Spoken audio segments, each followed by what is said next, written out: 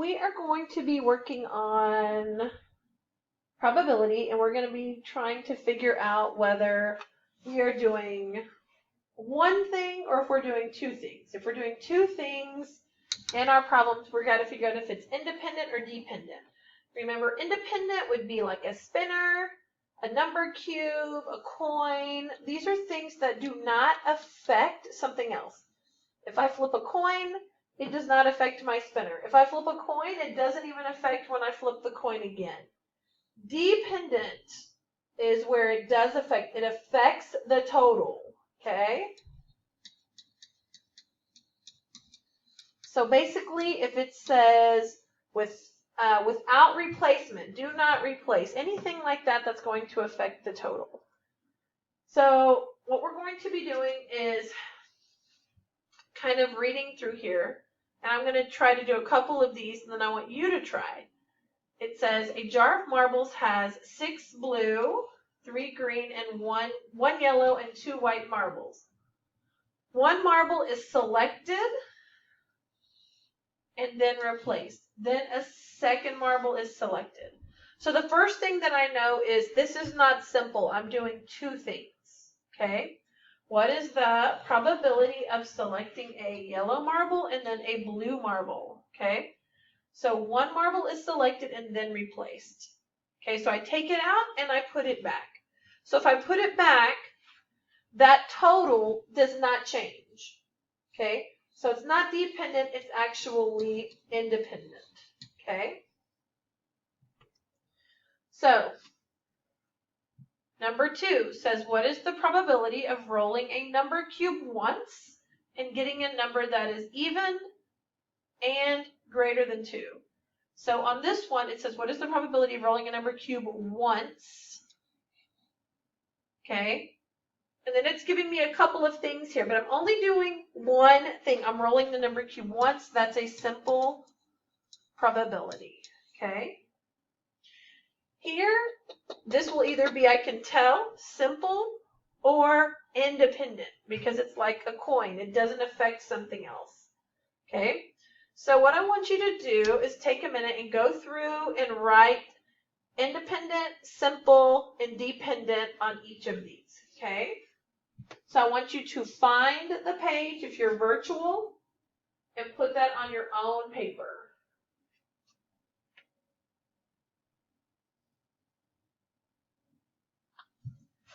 Now, once we have written everything here, then we're going to solve this, okay? So remember yesterday we were doing, if it's independent or dependent, we do E1, E2, and then we multiply. And E1 and E2, these are simple probabilities. You look at each event by itself. So for instance, if I flip a coin and I roll a number cube, I'm not looking at those two things together. One of them would be coin, one of them would be rolling the number cube, okay? So here's what I'm going to do. I'm going to model how we would do number 1.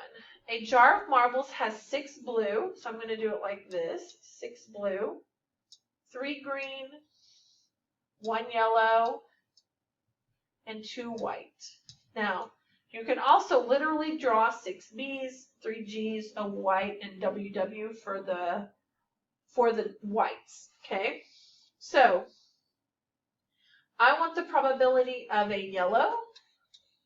Remember, that means probability of yellow. And then blue. Okay, I don't know what is going on with my pen, but it's being very moody right now. I don't know what is going on. I reset my computer earlier today. Okay, so I'm going to do over here E1 and E2. And the reason I'm doing that is because I know there are two things going on. Okay, I want a yellow and then a blue. So, yellow. How many yellows do I have, guys? Hopefully you can tell I have 1 out of, and I have to add these. 6 plus 3 is 9. 9 plus 1 is 10.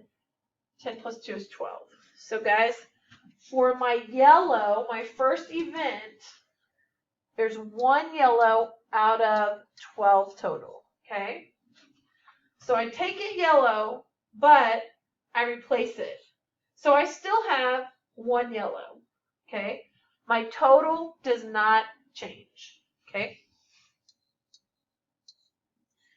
Now, what is the probability of selecting a blue? That's event 2. So there's event 2, 6B, okay, for 6 blue. So guys, there are 6 blue, again, out of 12. We've already added our total and gotten that. Now, if you remember, we talked about this, that you want to make sure you simplify, okay? So I know both of these divide by 6 because this is equal to a half. So 6 divided by 6, 12 divided by 6, 2. Okay? So 1 over 12, 1 half. So I have E1 and E2. I found each simple probability. E1, E2, multiply. There is no relationship because I have 1's on top. So 1 over 24. Put a box around that so that when you're done with this lesson that you can upload it. Okay? Number 2, what is the probability of rolling a number cube once and getting a number that is even and greater than 2? Okay? This means it has to be 2 things, even and greater than 2, even though I'm only doing this once. Okay? Even, greater than 2.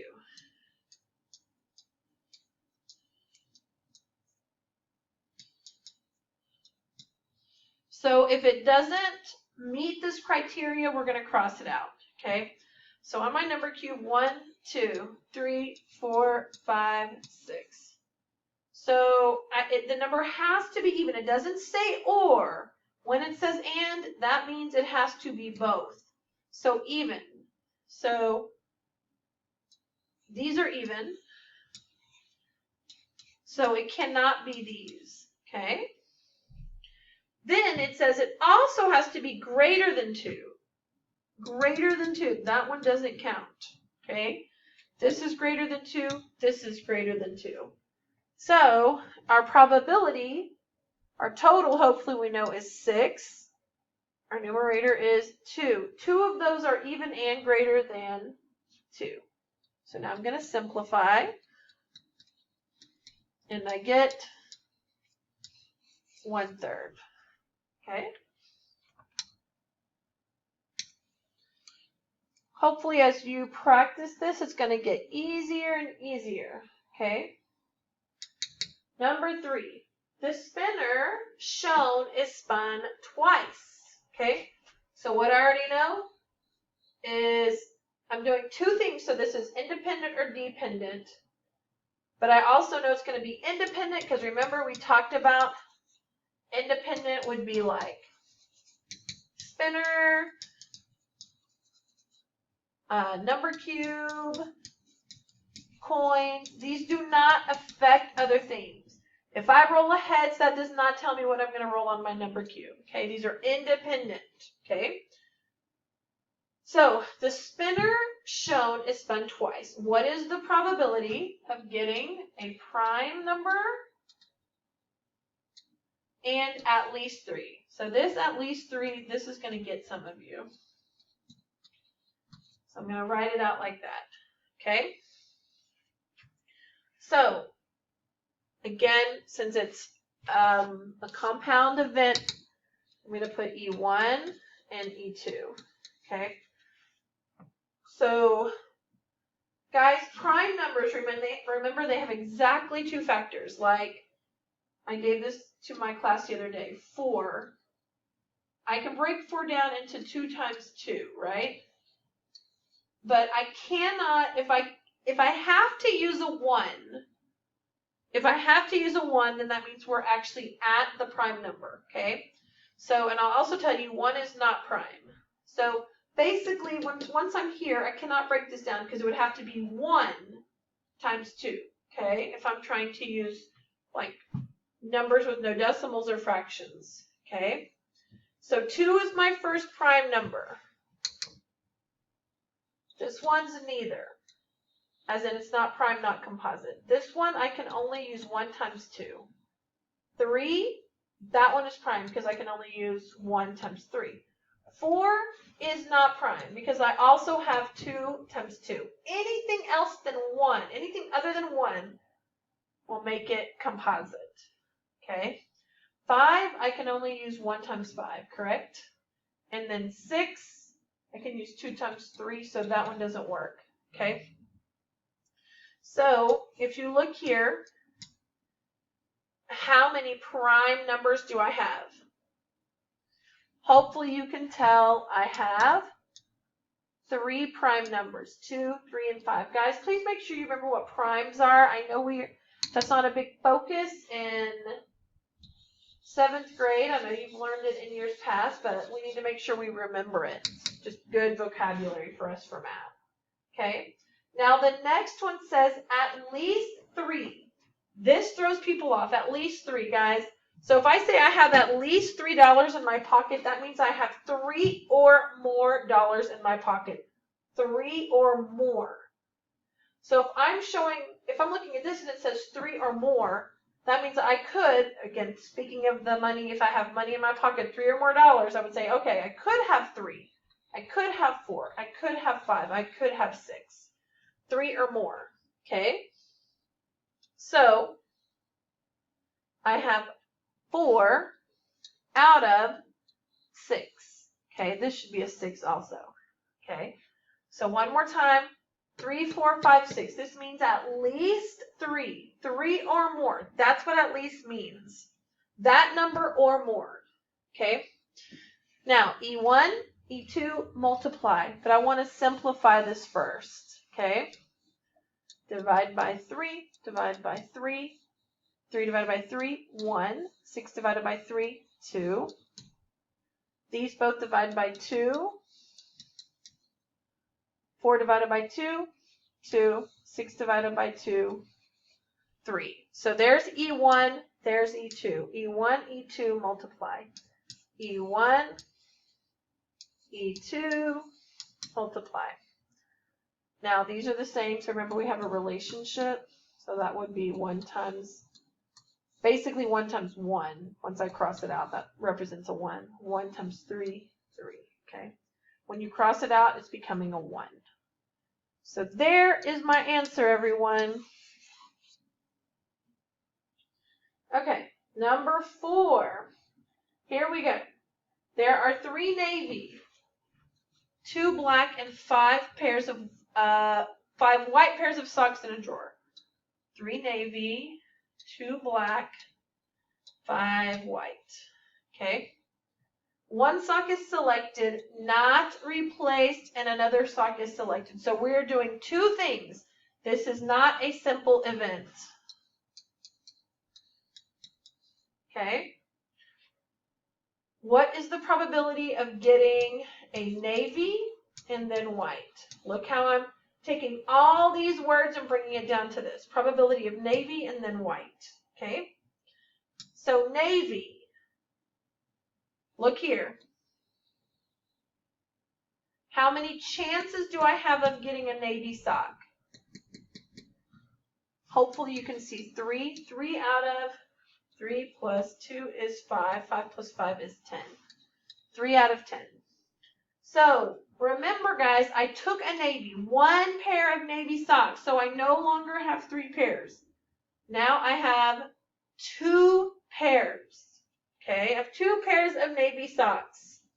So that means my total changed. It's no longer 10. My total is now 9. Okay, the next one I want is white, and I have 5 pairs of those. Okay, now when I look at this, I cannot simplify, so I'm going to go and multiply.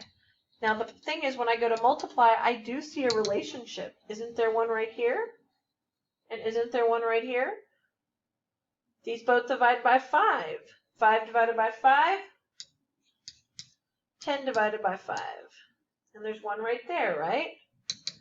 These both divide by 3. 3 divided by 3, 9 divided by 3. Multiply the tops, multiply the bottoms.